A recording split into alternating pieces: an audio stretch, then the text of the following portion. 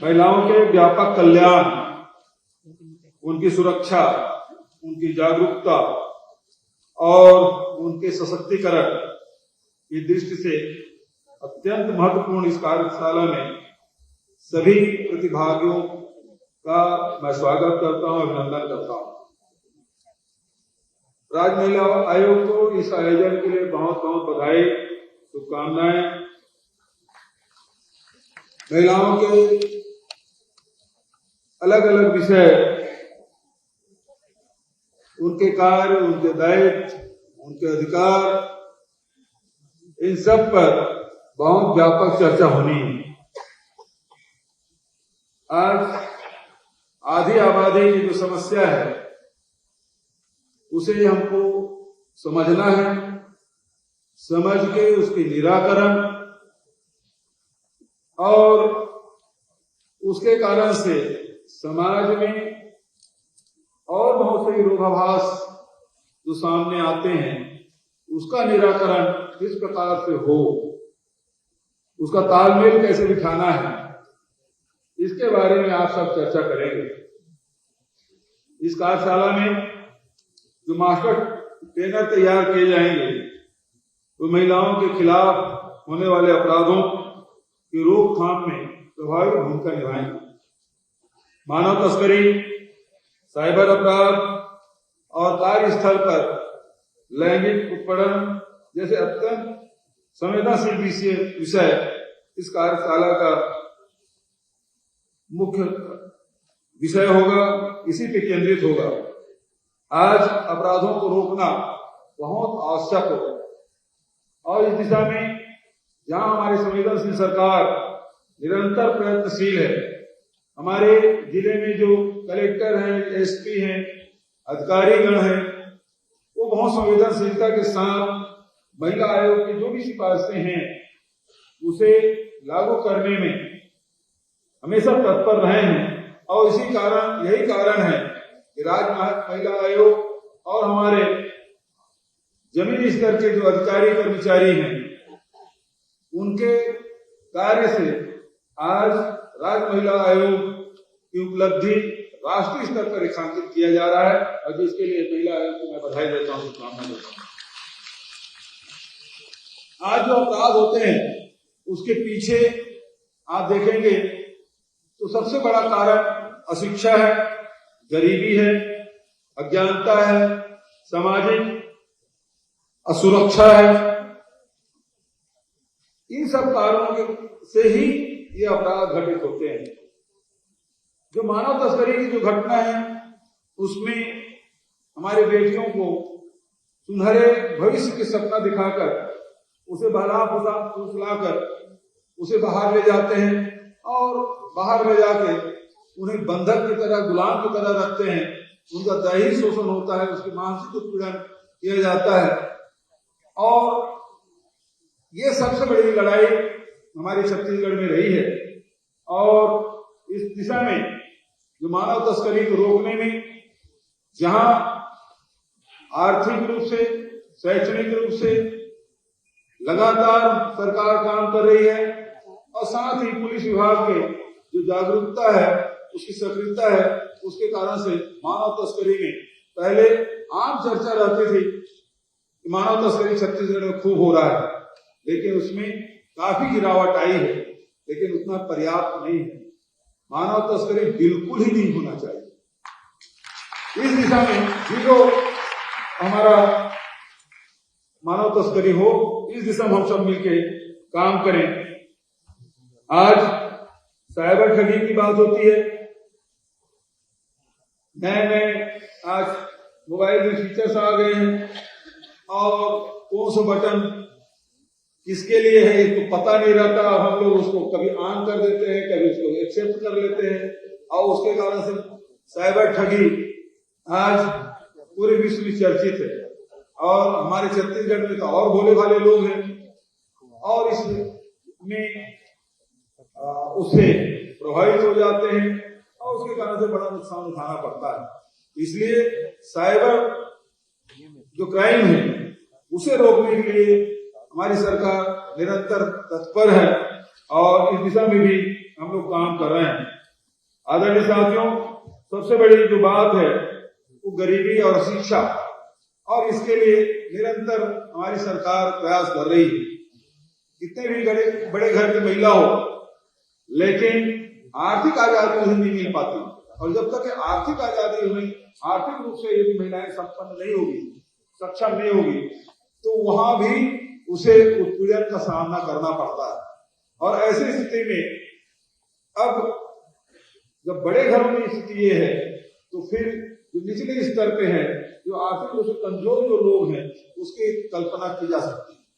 और इसीलिए सरकार ने बहुत छोटी छोटी योजनाएं, सरकार ने तो बड़ी योजनाएं, बड़े प्रोजेक्ट, इसका काम नहीं किया है, बल्कि वो योजनाएं जो आम जनता के हित में हो, जो गरीब है, मध्यम वर्ग के लोग हैं, इनके लिए कौन सी योजनाएं लाभकारी होगा, इसके लिए हम लोगों ने ज्यादा जोर दिया। अभी बजट में भी आपने देखा होगा, बजट का भी उद्देश्य आप देखेंगे कि बहुत सारे वर्गों को हमने साधने की कोशिश की।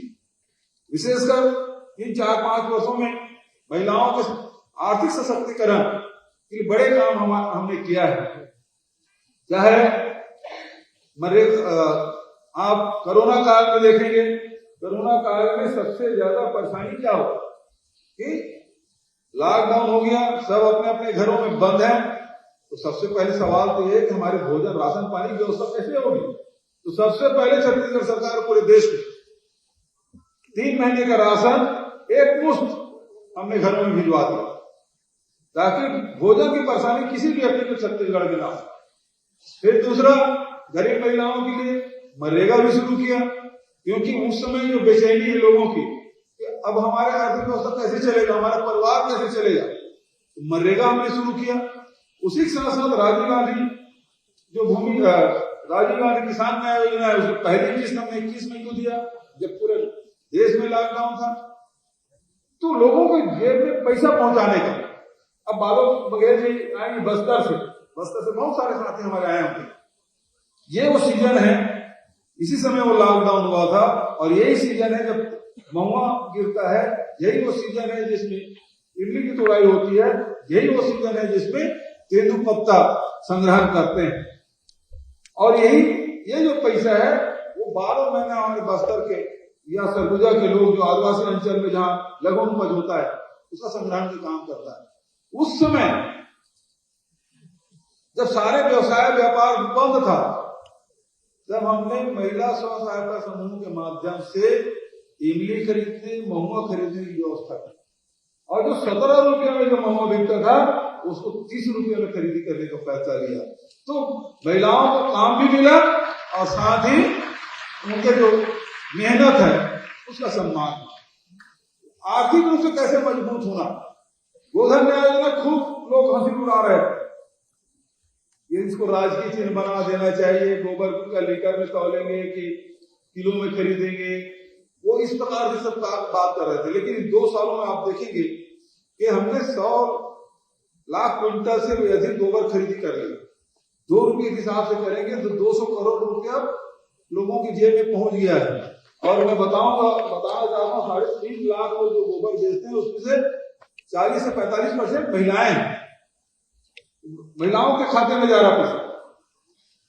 उसके कारण से जो घरों की छोटी छोटी जो जरूरतें थी, उसको पूरा करने में महिलाएं सफल हुई। हमने गोधन न्याय योजना के माध्यम से केवल गोबर खरीदी नहीं, वर्मी कंपोस्ट बना रहे हैं, वर्मी कंपोस्ट गमला दिया।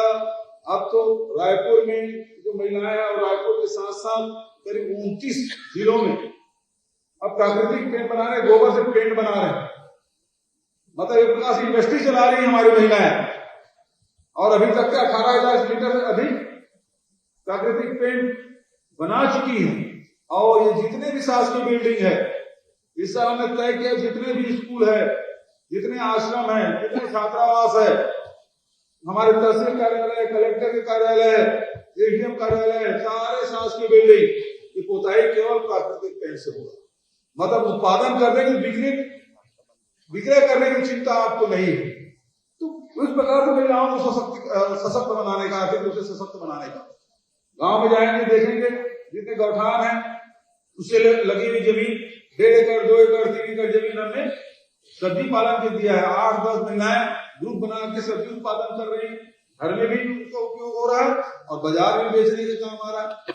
और उसके साथ साथ अब जैसे कि अभी अनिला भाभी ने जो आपको बताया कि 3% राशि में आपको ब्याज मिलेगा, तो ये तो महिलाओं के लिए, और केवल 3% ब्याज की बात नहीं है, पहले 2 लाख सीमा था, अब उसको 4 लाख रुपया कर दिया गया, ताकि आप रोजगार ज्यादा से ज्यादा बढ़ा सकें। और उससे बढ़कर अब हम लोगों ने पहले rural investor park Mahatma Gandhi के नाम से हमने शुरू किया था, अब उसको शहर में भी शुरू कर रहे हैं। शहरी इंडस्ट्री रूरल इंडस्ट्रियल पार्क, जो अर्बन इंडस्ट्रियल पार्क भी इसकी शुरुआत हमने इस बजट में प्रावधानित किया है। जितनी नगर निगम है, नगर पालिका है, नगर पंचायत है, खाली पड़ी जमीन है, उसमें हम लोग इसको डेवलप करेंगे। उसमें पानी की व्यवस्था, बिजली की व्यवस्था, घेरा की व्यवस्था, अप्रोच रोड, वो सब बना के देंगे। आपको कुछ करने की जरूरत नहीं है, केवल आपको बैंक फाइनेंसिंग कराना है, वो भी हमारे अधिकारी आपको मदद करेंगे और आपको अपने इंडस्ट्री, जो आपको पास हुनर है, उसके माध्यम से आप उसमें इंडस्ट्री लगा सकते हैं। तो उससे हमारे छोटे छोटे जो हुनरमंद लोग हैं, पारंपरिक रूप से जो काम करने वाले लोग हैं, उनको भी काम देंगे और नए जो उद्योग लाना चाहते हैं उसको भी अवसर देंगे। तो अभी तक 300 हमने शुरू किया है ग्रामीण क्षेत्रों में, 600 करोड़ रुपए हमने दे भी दिया है उसके डेवलपमेंट के लिए, और कुछ जगह इसकी शुरुआत भी हो चुकी है। अब इसको और आगे बढ़ाने की आवश्यकता है, जो शहरी क्षेत्र। तो इस प्रकार से आर्थिक रूप से आपको कैसे मजबूत बनाना है। दूसरा, पहले ग्रामीण क्षेत्र में ही भूमि श्रमिक न्याय योजना था, जिसमें 7,000 रुपये सालाना हम देते थे। अब उसको नगर पंचायतों को भी जोड़ दिया, जितने भी हमारे नगर पंचायत में जो भूमि श्रमिक है, क्योंकि एक बड़ा गांव कस्बा के रूप में रहता है नगर पंचायत, वहां भी खेती किसानी पे रहते हैं, तो उसको भी हम 7,000 रुपये देने का फैसला इस बजट में अभी शामिल किया, ताकि इसका विस्तार हो सके, लोग आर्थिक रूप से संपन्न हो सके। ये हमारी कोशिश। तो लगातार प्रयास यही है कि हमारी बेटियां, हमारी बहनें आर्थिक रूप से संपन्न हो सके। आर्थिक रूप से जब मजबूत होगा, बहुत सारे भेंट मुलाकात कार्यक्रम में अनेक बहनों ने अपनी बातें कही। उन्होंने कहा गोबर बेच के हम पैसा कमा रहे हैं, कोई मछली पालन करके, कोई बकरी पालन करके, कोई अंडा उत्पादन कर रहे हैं। तो अलग अलग कार्यों में हमारी बहनें लगी हुई है और उससे रोजगार प्राप्त कर रहे हैं। तो उनसे मैंने पूछा, ये जो पैसा कमा रही है और इसको क्या करती है? तो कोई कहते हैं बच्चे पढ़ाने में, कोई कहते हैं मकान बनाने में, कोई बोलते हैं कि घर में खेती किसानी के लिए हम सहयोग करते हैं अपने पति को, परिवार को। तो मैंने पूछा, सूरजपुर जिले की बात है, वहां एक महिला से पूछा, मैं बोला हम लोग बैठे थे, उसको माइक नहीं था, हम लोग गौठान में बैठे थे, आपस में 20-25 महिलाएं थी, हम लोग कुछ अधिकारी, हमारे कलेक्टर एसपी भी बैठे थे। मैंने उनसे पूछा, पहले और अब में जब आप पैसा कमाने लगी है तो घर के लोगों का रवैया आपके प्रति क्या है? उस महिला ने कहा, बड़ा परिवर्तन आया भैया, इस योजना के कारण से हमारे घर में हमारा सम्मान बढ़ा। तो जो आत्मसम्मान है वो हमारी सबसे बड़ी पूंजी है, और हर महिला को अधिकार है कि आत्मसम्मान के साथ जिए, और उसके लिए जरूरी है कि वो शिक्षित हो और उसके हाथ में आर्थिक रूप से वो स्वावलंबी हो, आर्थिक रूप से मजबूत हो। दो चीज बहुत जरूरी है। तो ये इस काम में लगातार छत्तीसगढ़ सरकार काम कर रही है। तो मुख्य रूप से इसके जागरूकता के लिए बहुत सारे अधिकार भारत सरकार ने, राज्य सरकार ने, संविधान ने महिलाओं को दिया हुआ है, लेकिन जानकारी के अभाव में उसका लाभ हम लोग नहीं उठा पाते कि कौन सा आवेदन कहां देना है। सामान्यतः देखते हैं कि यही हमारा जीवन है, यही हमारी नियति है। जब ये सोच लेते हैं कि हमारी नियति है और उसको भी बर्दाश्त करते हैं, वो बहुत पीड़ादायक है। अब जब हम आधुनिक युग में हैं, संविधान हमको अधिकार संपन्न बनाया है, आर्थिक रूप से प्रजातांत्रिक सरकार, चुनी हुई सरकारें हैं जो जनता के लिए है, तो वैसे समय में भी यदि नियति मान के आप अपराधों को सहेंगे, उत्पीड़न को सहेंगे, ये दुर्भाग्य है। इसलिए जरूरी है कि सभी को अपने अधिकार, अपने दायित्वों के बारे में जानकारी हो, और इसके लिए राज्य महिला आयोग के द्वारा महतारी न्याय रथ, मुख्यमंत्री महतारी न्याय रथ, ये लोग पूरे प्रदेश में भ्रमण करा रहे हैं। हमारे कलेक्टर सहयोग भी कर रहे हैं। इसको और आगे बढ़ाने की जरूरत है। तो सभी कलेक्टर साहबान से मैं कहना चाहूंगा कि जिन जिन जिलों में नहीं हुआ है या अब तक के जितने दिन तक रथ चल चुका है, आगे भी ये रथ निरंतर चलते रहे, ताकि जागरूकता लोगों में निरंतर बनी रहे, जागरूक हों, साक्षर हों, शिक्षित हों और स्वावलंबी हों। तो जब तक के आधी आबादी सशक्त नहीं होगी, समाज आगे नहीं बढ़ेगा। और समाज को यदि आगे ले जाना है, आधुनिक युग में हम कदम से कदम मिला के चलना चाहते हैं, तो आधी आबादी को भी शिक्षित करना होगा, आर्थिक स्वावलंबन की तरफ आगे बढ़ना होगा, और साथ ही आत्मगौरव के साथ, आत्मसम्मान के साथ जी सके, ये अधिकार उनको देने के लिए राज्य सरकार, राज्य महिला आयोग, महिला बाल विकास विभाग सब लोग लगे हुए हैं, और इसका लाभ ज्यादा से ज्यादा लोगों तक पहुंचे, मिले। यही इस कार्यक्रम का उद्देश्य। तो आज की कार्यशाला के लिए मैं बधाई और शुभकामना देता हूँ कि सफल हो, और इसका लाभ समाज के अंतिम छोर से हमारे माताओं बहनों तक पहुंचे। इन्हीं शब्दों के साथ आज इस कार्यक्रम में मुझे आमंत्रित किया, इसके लिए मैं धन्यवाद देता हूँ और शुभकामना देता हूँ कि आप जिस उद्देश्य को लेकर इस कार्यशाला का आयोजन किए, उसमें आप सफल हो। धन्यवाद। जय हिंद, जय छत्तीसगढ़।